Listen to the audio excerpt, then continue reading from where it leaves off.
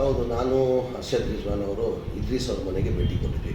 ಅಲ್ಲಿ ಹೋದಾದ್ಮೇಲೆ ಅವ್ರ ಕುಟುಂಬ ನೋಡಿದಾದ್ಮೇಲೆ ಭಾಳ ನೋವನ್ನು ತಂದು ನಮಗೆ. ಪಾಪ 4 ಜನ ಮಕ್ಕಳು, ಅವ್ರನ್ನ ಒಂದು 3 ತಿಂಗಳ ಮಗು, ಆ 3 ತಿಂಗಳ ಮಗು ತೊಗೊಂಡೋಗ ಕೈಯಲ್ಲಿ ನೋಡಿದ್ರೆ ನನ್ನ ಕಣ್ಣಲ್ಲಿ ನೀರು ಬಂತು. ಇನ್ನೊಂದು ಮಗು 2 ವರ್ಷದ ಮಗು ಇದೆ, ಇನ್ನೊಂದು ಮಗು 3 ವರ್ಷದೇನೋ, ಒಂದು ದೊಡ್ಡ ಮಗು 6 ವರ್ಷ.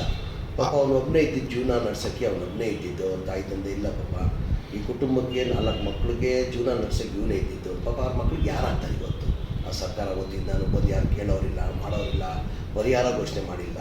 ಹಾಗಾಗಿ ನಿಮ್ಮ ಮಾಧ್ಯಮ ಮುಖಾಂತರ ನಾನು ಸರ್ಕಾರಕ್ಕೆ ಮನವಿ ಮಾಡೋದು, ದಯಮಾಡಿ ಎಲ್ಲೆಲ್ಲೆಲ್ಲೋ ಪರಿಹಾರ ಕೊಡ್ತೀನಿ. ದಯಮಾಡಿ ಇದು ಇದ್ರೀಸ್ ಕುಟುಂಬಕ್ಕೆ, ಇದ್ರೀಸ್ ಪಾಷಾ ಕುಟುಂಬಕ್ಕೆ ದಯಮಾಡಿ ಕನಿಷ್ಠ 50 ಲಕ್ಷ ಪರಿಹಾರ ಕೊಡಬೇಕಂತ ನಿಮ್ಮ ಮಾಧ್ಯಮ ಮುಖಾಂತರ ನಾನು ಕೈ ಜೋಡಿಸಿ ಸರ್ಕಾರಕ್ಕೆ ನಾನು ಮನವಿ ಮಾಡ್ತೀನಿ.